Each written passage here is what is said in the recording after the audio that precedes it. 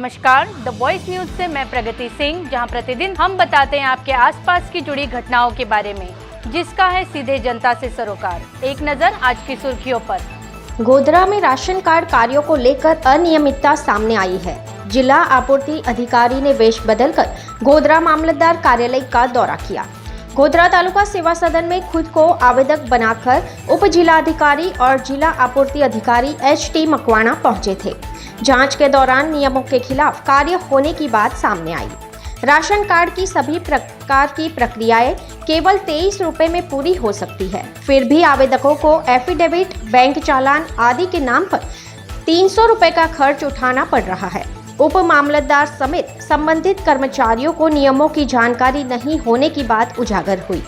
Ration card से संबंधित सभी प्रक्रियाओं में एफिडेविट की जगह निशुल्क स्वघोषणा पत्र स्वीकार किया जाता है। इसके बावजूद आवेदकों से गलत तरीके से 250 रुपए एफिडेविट के नाम पर वसूले जा रहे हैं। सरकार के आदेशों के खिलाफ कार्य करने वाले गोधरा शहर और ग्रामीण मामलतदार कार्यालयों में तैनात संबंधित आपूर्ति विभाग के ऑपरेटरों को कारण बताओ नोटिस जारी कर जवाब मांगा गया है। दी वॉइस न्यूज के लिए गोधरा से अनस दावला की रिपोर्ट। आज रोज गोधरा तालुका सेवा सदन खाते आवेल गोधरा मामलतदार कचेरी ग्राम्य અને ગોધરા સિટીની આજે અમોએ વેશ પલટો કરી સાથે 5 અરજદારો રાખી અને રાજ્ય સરકાર અને અન્ન અને નાગરિક પુરવઠા વિભાગ દ્વારા રેશન કાર્ડ સંબંધિત જે સેવાઓ પૂરી પાડવામાં આવે છે એ સેવાઓ અરજદારોને સારી રીતે મળે છે કે કેમ, અરજદારો જોડે વર્તન સારી રીતે થાય છે કે કેમ, તેમજ અરજદારને કોઈ વગર કારણ વિનાનો આર્થિક બોજો કોઈ સહન કરવો પડે છે જેની તપાસ હાથ ધરી હતી।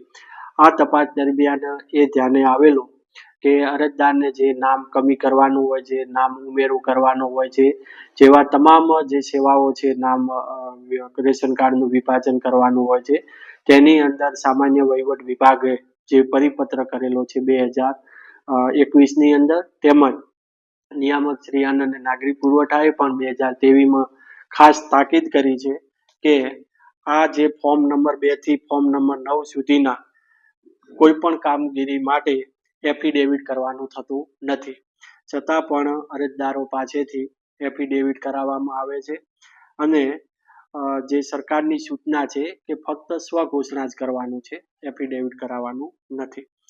અને આ એફિડેવિટની અંદર નાગરિકોએ જુદી જુદી જગ્યાએ જેમ કે સ્ટેમ્પ લેવો પડે છે, પછી સ્ટેમ્પના જે પૈસા છે 50 થી 60 રૂપિયા લેવામાં આવે છે, પછી એફિડેવિટ લખાવવું પડે છે, એક્ટિવિટીમાં ફોટો પડાવ, આમ કરીને કુલ 250 રૂપિયાનો આર્થિક બોજો સાવ કારણ વિના સહન કરવો પડે છે, એ ધ્યાને આવેલું છે।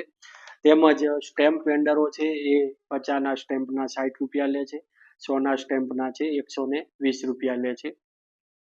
તેમજ ઝેરોક્સ જે કમ્પાઉન્ડમાં આવેલી છે એ ઝેરોક્સની અંદર પણ 5 રૂપિયાનો જે ભાવ લેવામાં આવે છે એક ઝેરોક્સનો, જે પણ ખૂબ જ વધુ પડતો છે।